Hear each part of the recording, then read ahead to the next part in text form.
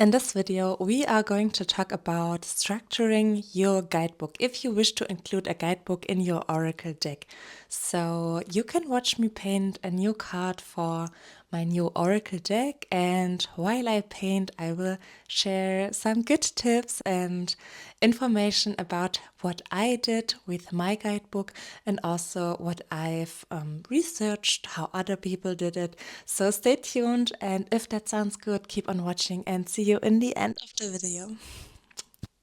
Let us recap what has happened up until this third video of the mini-series on how to produce an Oracle deck from start to finish. In the first video, I talked about the beginning steps that are important when starting a creative project like creating an Oracle or Tarot deck. First of all, you need to know what you wish to create and also why you wish to create it. You can brainstorm and collect ideas for the overall theme and the individual themes for each of the cards of your deck and where you get your inspiration from. In the second video, I talked about how to best prepare your workspace and what to do to stay motivated and inspired. Then in the third video, I share with you my tips and strategies when it comes to marketing. You can create short or long-term content on the common social media platforms and take your audience along while you create your deck. If you stay consistent and share your work from a place of compassion and creative force, then you will see that more and more people feel drawn to your energy and what you bring to the world. Today I will be talking about the accompanying guidebook of your Oracle deck. Of course, it is up to you if you wish to include a guidebook. Maybe instead you want the messages of each card to be on the card directly, or maybe you wish to create a deck with self-explanatory keywords on each card.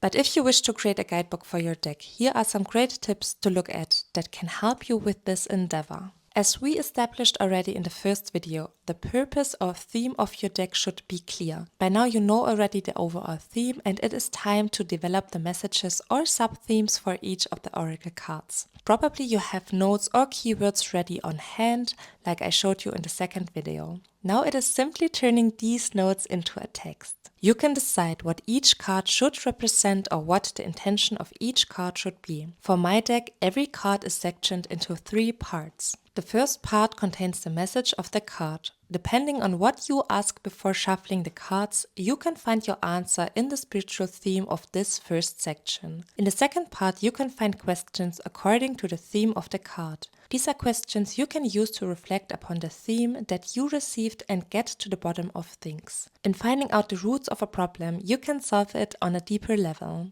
I created this section because I access the Akashic Records regularly. When a theme comes up, it is highly valuable for me to have those questions right on hand in order to go deeper and get all the information I need to resolve the challenge that I am facing at that given moment. With the third part comes a story that is told by Lottie, the main character of my deck. She is a witch cat and she shares little stories or memories of her life which always have something to do with the theme of the card. Having these insights into the life of this cute and adorable character makes my mood so light and joyful and enriches my spiritual morning routine. When it comes to your deck, let's collect some ideas that you could include for each of your cards. If you have a lot of symbolism within your deck, you could first describe the visual elements and the meaning or intention behind these symbols or elements. Then you can describe the theme for each card and what the guiding message concludes. You could include affirmations for each card or a meditation or ritual for the different themes.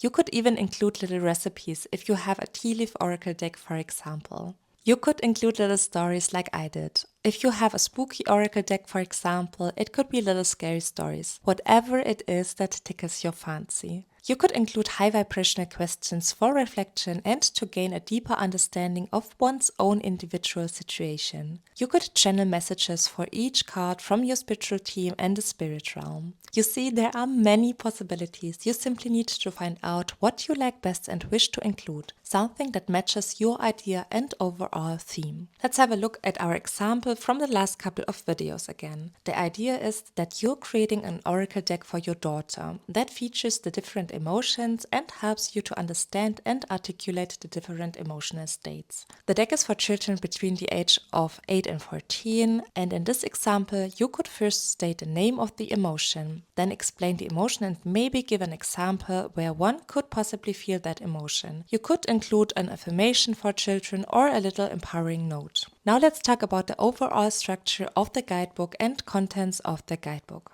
What I did was to write the title of the deck on the first page. Then on the next page I wrote the imprint or legal notice. This is really important in Germany, but it might not be in your country.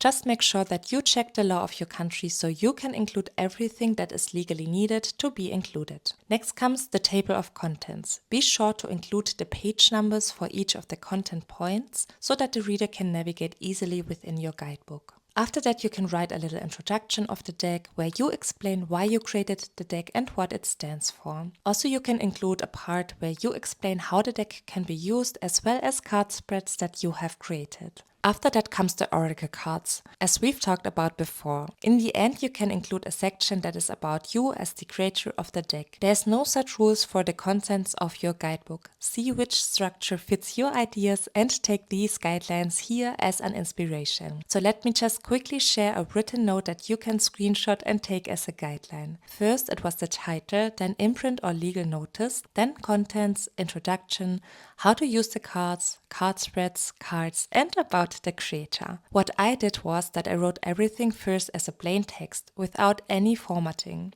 I hired a friend of mine to proofread the text, especially as English is not my mother tongue. So what I advise you to do is to ask friends or family members to proofread your text and give you feedback on what works and what needs some more fine-tuning. When the text is ready and you're happy with it, then comes the next step, which is formatting and doing the layout of your guidebook. And we are going to look at that in the next video.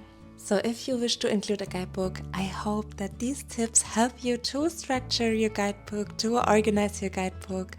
And I'm so happy that you've been here with me today. I'm sending you all my love and see you in the next video of this mini series. Bye bye.